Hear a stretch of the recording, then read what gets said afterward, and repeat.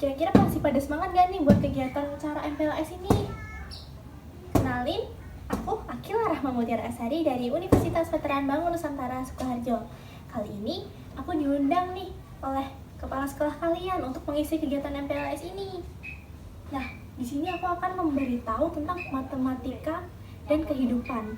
Itu lebih dekat dari yang kita kira. Nah, kira-kira dari sini menurut kalian ini matematika itu apa sih? Pasti ada yang jawab ini ya, susah kak, terus habis itu pusing kak, gak mau lagi sama matematika. Nah, kali ini cocok banget nih buat kalian tentang materi yang aku bawa ini, karena di sini aku akan mengajak kalian untuk tidak benci sama matematika lagi. Oke, siapa yang di sini kira-kira sepemikiran kalau matematika itu hanya soal tentang angka? Pasti banyak dari kalian yang mikir matematika itu selalu tentang angka, rumus, terus juga susah dipahami gitu kan. Tapi coba deh kita lihat di sekitar kita, maksudnya dalam waktu kehidupan kita sehari-hari. Menurut kalian ada nggak sih kita membawakan konsep tentang matematika? Nah, di kehidupan sehari-hari itu kita selalu pasti ada menggunakan konsep matematika. Karena pasti kalau kalian nih misal beli sesuatu, itu pasti kalian menyebutkan angka juga kan, dan juga kalian harus membayar dengan nominal seberapapun itu, kalian harus menghitung kan. Itu juga salah satu konsep matematika yang kalian gunakan dalam kehidupan sehari-hari. Terus selain kalian menghitung nominal uang tadi saat kalian beli sesuatu, ada lagi nggak sih konsep matematika dalam kehidupan kita sehari-hari? Itu masih ada banyak banget, dan kali ini aku akan nyebutin beberapa. Nah, yang salah satunya itu yang tadi, selanjutnya itu juga masih tentang belanja. Itu waktu kalian seperti kalau pada zaman saat ini pasti kan kalian lebih memilih beli online ya daripada ke offline store gitu kan. Jadi kalian mau ke Shopee, Tokopedia atau apapun itu, bahkan sampai GoFood, Shopee Food seperti itu kan, kalian lebih memilih online daripada offline. Di situ juga kalian bisa melihat potongan diskon, ada yang 50%, 25%, 15, 75%, dan banyak lainnya. Dari situ kalian kan juga bisa menghitung, membandingkan mana pesanan yang lebih menguntungkan untuk kalian beli, atau potongan harga yang banyak itu, sehingga kamu akan memilih potongan yang lebih besar, ya kan? Nah, selain belanja juga, itu juga ada waktu kalian membagi waktu, mengatur jadwal dalam waktu sehari atau mungkin 1 bulan. Intinya dalam menghitung jadwal, mengatur jadwal.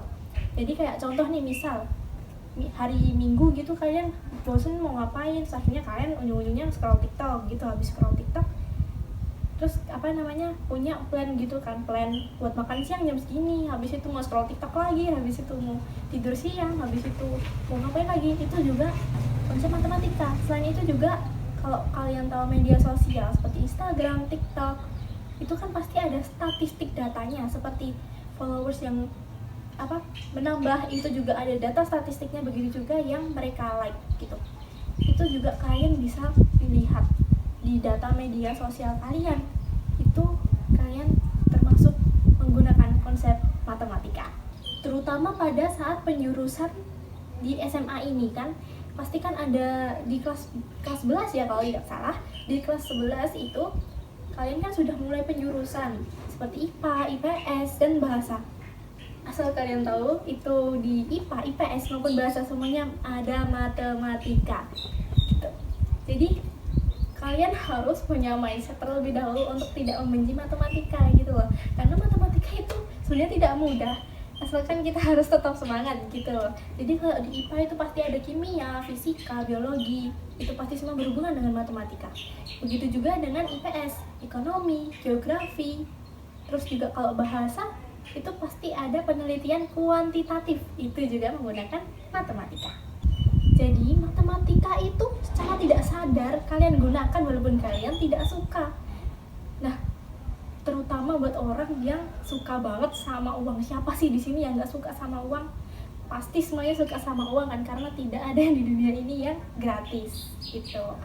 Nah, kali ini aku akan membahas lebih lanjut lagi nih, nggak hanya tentang yang itu tadi, tapi matematika itu juga penting buat kita. Jadi nggak hanya untuk kehidupan sehari-hari, tapi untuk kita dan juga sekolah dan masa depan kita. Jadi bisa dibilang matematika itu tidak hanya untuk anak IPA aja, tapi untuk anak IPS gitu loh. Bahkan bahasa pun juga ada yang terlihat seperti tidak ada matematika, itu pasti ada matematikanya. Kan tadi sudah dibilang mengenai kalau kita itu juga mempelajari matematika walaupun kita masuk di jurusan IPA, IPS maupun bahasa kan. Nah, tapi matematika itu ada manfaatnya loh. Manfaatnya itu apa sih? Mungkin ada yang tahu? Nah, manfaat matematika itu bisa membuat kita berpikir semakin logis, semakin realistik, dan juga runtut. Jadi kita misal nih ya, kalau dalam pemecahan masalah suatu matematika nih ya, kalian tuh kalau misal mengerjakan umumnya itu biasanya ada diketahui, ditanya, jawab gitu kan. Itu kan tersusun secara runtut kan ya, ada diketahui dulu apa, terus habis itu ditanya, habis itu kalian baru jawab secara runtut dengan sesuai dengan pemahaman kalian kan. Itu termasuk manfaat kalian mempelajari matematika. Jadi setelah mengerjakan A lalu B, C, dan seterusnya. Nah, untuk yang kedua, manfaat mempelajari matematika itu bisa membuat kita semakin sabar dan juga teliti. Karena kalau semisal nih kalian pasti kan pernah ya mengerjakan soal matematika, tiba-tiba lah jawabannya beda sama teman aku, apa aku kurang teliti nih. Kalian teliti ulang sampai benar, itu juga kalian melatih ketelitian dan kesabaran.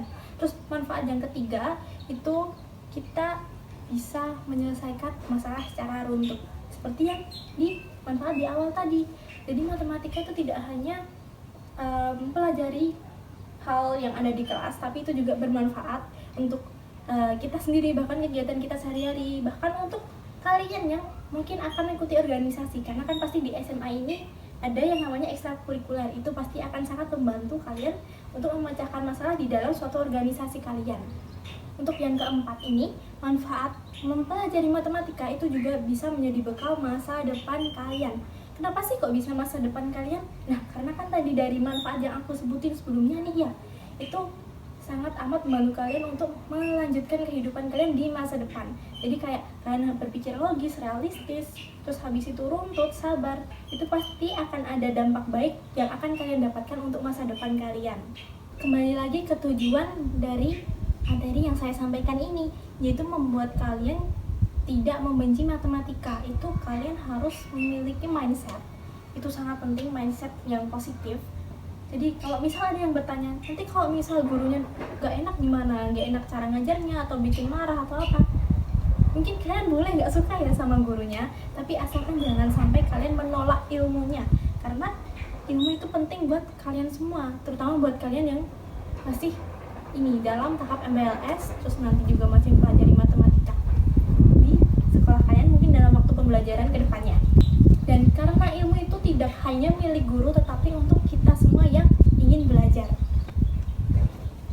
Mungkin ada tambahan lagi, kalau dalam matematika itu kan nanti aku udah bilang dalam kehidupan sehari-hari ada apa? Belanja, terus itu ada mengatur jadwal, terus membaca data statistik di media sosial.